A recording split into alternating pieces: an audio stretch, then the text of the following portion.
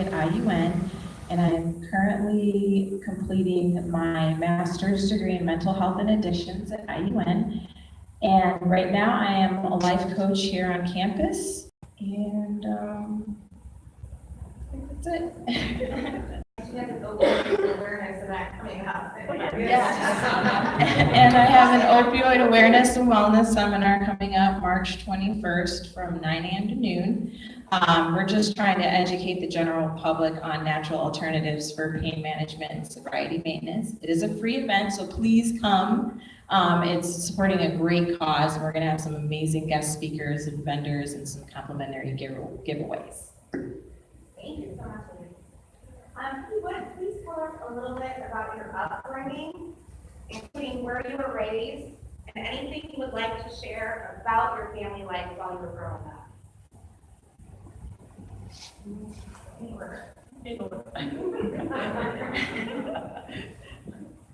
I think that was in 1970. We moved from Chicago, Illinois. My mother was a single mother. She raised 7 children on her own. We had 2 fathers in the family. She had the first 4 children with her first marriage and the last 3 children with her second marriage. I was raised here in Valpo, and back in 1970, it was kind of difficult to come to an all-white community coming from Chicago. So there are a lot of challenges with the education, and I will let her go next. Okay, like I stated, I was born and raised in Grand Rapids, Michigan. I come from, my parents were high school sweethearts, and they got divorced when they had their first child when they were 16. By the time, I always say she had her first child when she was 16, her last child when they was 22, and the marriage was over. So I am the second oldest of, it's a total of 8 of us. Between my dad got remarried, so it's a total of 8 of us. So my mother raised me as a single parent, and ironically, I was raised in an all-white community in Grand Rapids. We were the only African-American family from the time I went to school in preschool all the way through till I was in my 9th grade year of high school. So although we were in different places, I had grew up in that, and then when my father got remarried, he married a white woman, so my brothers and sisters are, my half-brothers and sisters are half white, and if you look at them, they came out more fair complected, so you wouldn't even tell that we're related. But so it was just an interesting dynamic of growing up and being like that in that environment. Actually, my position here is unique because originally I'm from Nigeria. I had my first 2 degrees, my bachelor's and my first master's degree in that country, my second master's degree in this country, and my PhD in this country. I have 3 children. They were all born here. 2 of them were born in New York. We lived in New York for a while. The last one was born in Florida. So it's been a mixture of so many things. It was not really a culture shock for me, but my experiences are kind of different from the average African American's experience because I had that foreign influence. So it's been a learning experience for me. And because my children were born here, the cultural accent is different from what I grew up with. So, and that's why I said my experience is completely unique.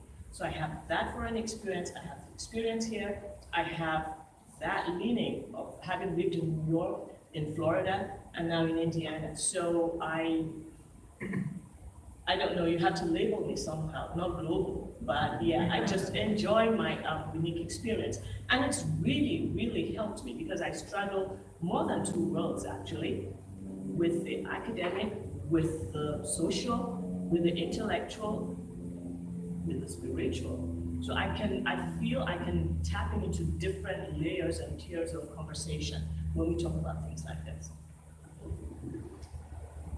So I was born in Jamaica. My mom is Jamaican. My dad is American. He's actually Mexican and Jewish. But I was brought to the United States when I was a baby, so I'm definitely, I guess you could say, more Americanized. Until I was about 4 years old, we lived in Chicago. And then, you know, I guess my parents wanted a better life for me. And I am the firstborn, so at the time when we moved, it was just me. So then we moved to Valparaiso, and it just looked like a great place to raise kids, great schools. And my parents, I believe, did the right thing, felt like they were doing the right thing by putting me in such a good school. But I did experience some challenges with that because I was one of maybe 5 or 6 at the time at Valparaiso's high school. That was not only Black, but interracial. So it did provide some challenges. I ended up I was failing the 2nd grade because I was getting bullied and teased so much for my race. And my mom ended up pulling me out and homeschooling me, which was probably the best decision that she made because I had that value of education without the distractions. Is there a time you remember feeling different from others? If so, explain how you felt about it and how you overcame those emotions. There wasn't really a time I felt different from others until you were bullied when I was in high school. I think I was about 17 years old, and first job I had here, which is long gone now, you guys probably don't know what I'm talking about. But so I went over there and I applied for a position, and I had to talk to the manager. And the first thing he said to me was, well, I have never hired a colored person before. So if I hire you, you have to promise that you're going to extra groom yourself. I knew exactly what he was talking about, but I wanted to hear it from him. So I said, well, what do you mean? He said, well, you're gonna have to make sure your hair is combed, your clothes are ironed, and you're showered. And so that opened my eyes to real racism. I've never been talked to like that before. I always take baths, my hair is always combed. You can clearly see that in the interview. So that opened my eyes to what was to come, you know. But shortly after that, about a year later, I had left Valpo and went down to Vincennes University, which was my first education institution I experienced. And when I went down there, I saw a pool of Black people, and that's where I kind of found my identity. Well, for me, the first time that I experienced anything racial was basically kind of in my own family.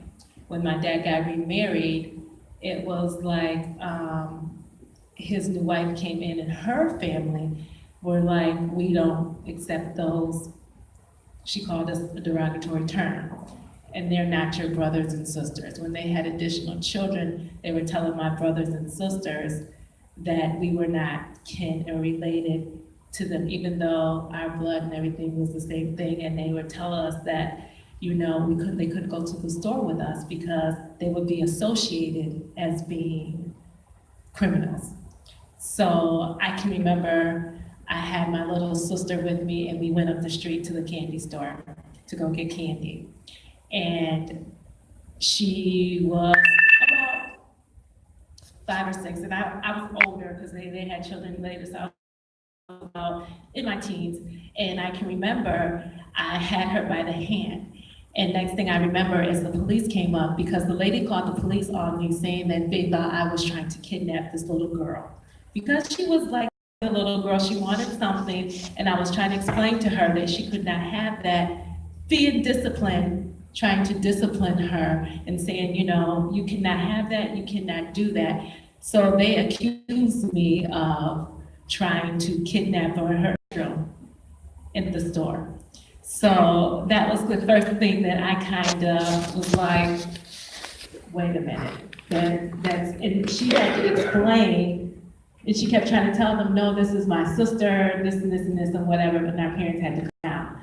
But it was just the first eye-opening thing to me that, hey, there is a difference here. You know, we grew up not in exactly the same house, but our parents, my mom did not raise us that way. My dad and his new wife made us all communicate as we're brothers and sisters, so we didn't think anything of it. But when we walked outside the door, that's when the realization came that there are two different sides and two different things here. So that was kind of my first experience of being in an instance where something was physically wrong.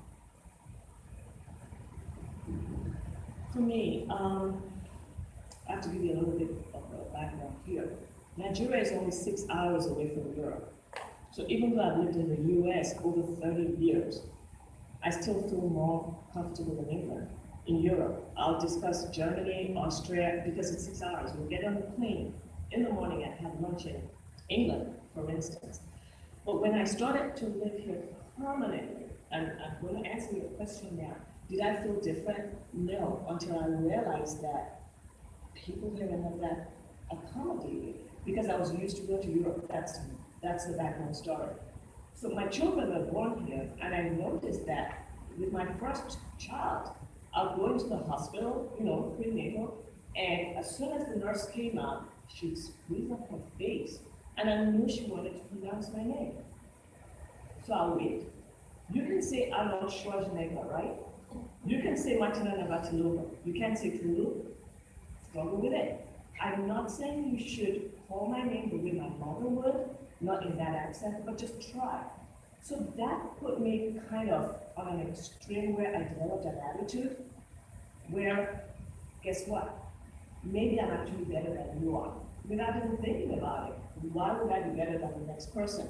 But that was my coping mechanism. So I've come across that way. And this is what I told my children. Listen, you're African Americans.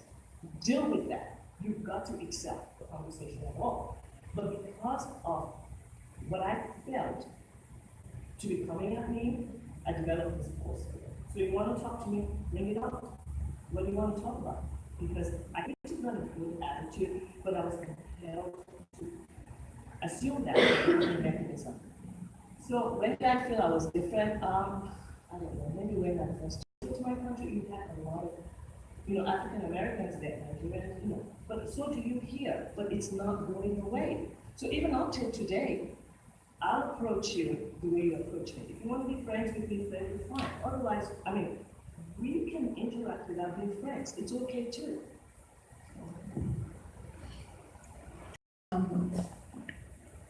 I remember a specific time when I was in the second grade, the year that I had failed.